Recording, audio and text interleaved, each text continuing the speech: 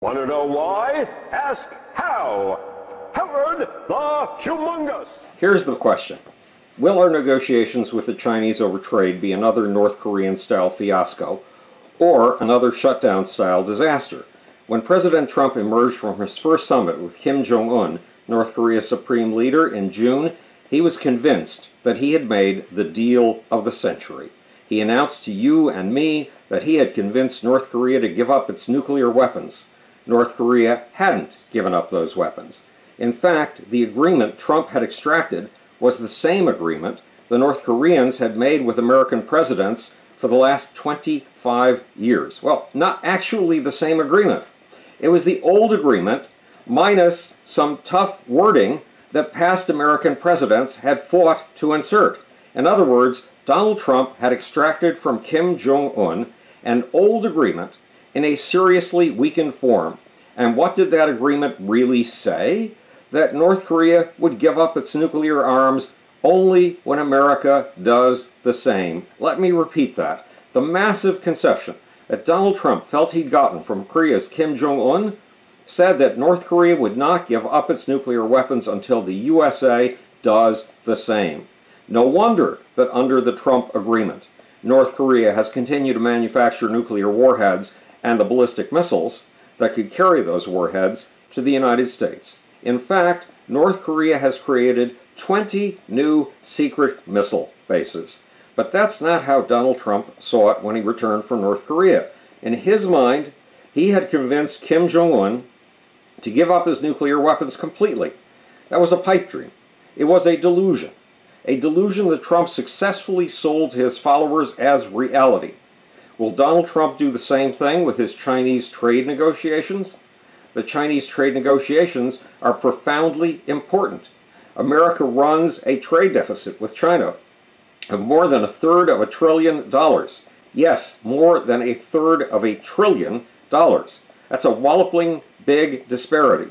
The Chinese have stolen every advanced technology we have, and the Chinese aim to be the primary superpower in the world by 2045. So Trump has chosen the right goals and the right nation.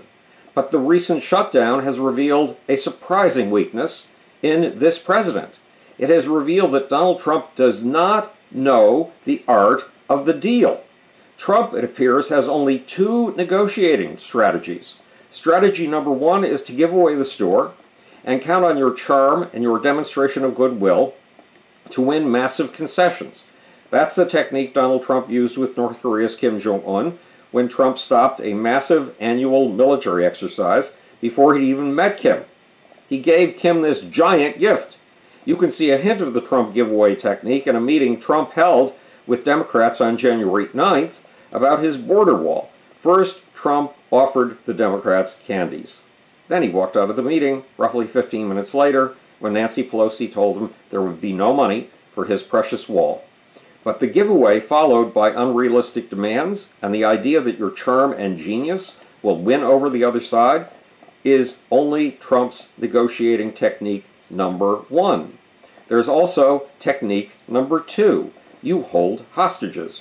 A year and a half ago, September 5th, 2017 to be exact, Trump ended the DACA program, the program protecting almost 2 million dreamers, the kids of DACA, the children of illegal immigrants who were brought to the USA when they were very young, who were raised in America and who regard America as their home. Trump very deliberately threatened these kids' status so he could use it as a bargaining chip. And that's what the DACA kids became in the great shutdown battle of 2019.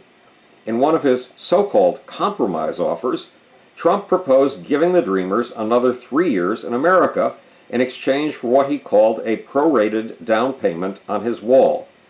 Trump has used the hostage-taking technique with the Chinese.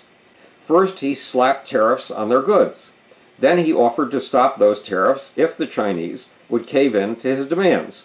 The Chinese, by the way, have tariffs on American goods. The tariff on American autos, for example, is a huge 40% when you include all the government fees. Trump's trade negotiator, Robert Lighthizer, is a skilled veteran of the trade wars.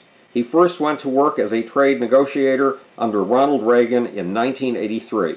says The Atlantic, Lighthizer, quote, came away with a reputation as a blunt, effective negotiator, close quote. Lighthizer is after four things in his negotiations with the Chinese. Lighthizer wants new protections for America's intellectual property.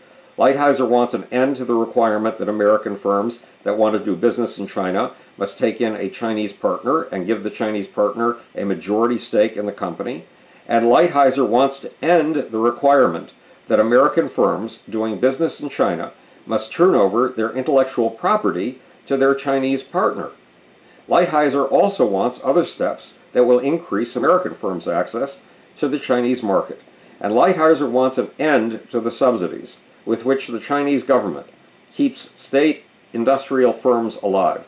So far, all the Chinese are willing to do is what Bloomberg calls ramping up its purchases from the U.S. massively over the next 6 years to bring the China-America trade into balance. But Trump's very technique, taking hostages, imposing tariffs, could be a deal breaker, in the opinion of the man credited with being one of America's greatest bridge builders to China, Blackstone Group's CEO, Steve Schwarzman. And the demand to drop subsidies for state-owned businesses may be asking too much. It may be asking the Chinese Communist Party to change the way it rules its very nation. Remember, America, too, has heavily subsidized companies, the aircraft and munitions companies who create some of our greatest export items, airplanes and weapons. And we would never cut them off from the military contracts that sustain them. We should applaud Lighthizer and wish him success. And we should thank Donald Trump for focusing on a serious problem. The problem that a major part of China's economic rise is based on the theft of Western technologies.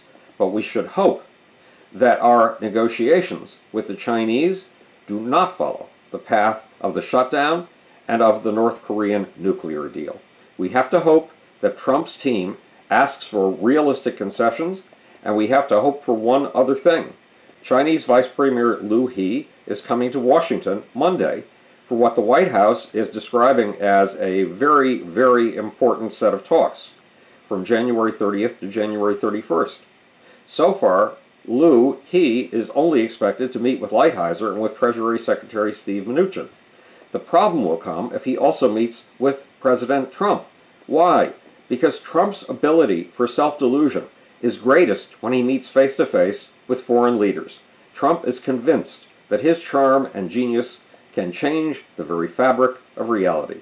So if Premier Liu shows up in Trump's office, we have to hope that the Donald does not convince himself and his following that he has made miracles, when in reality, he has lost ground.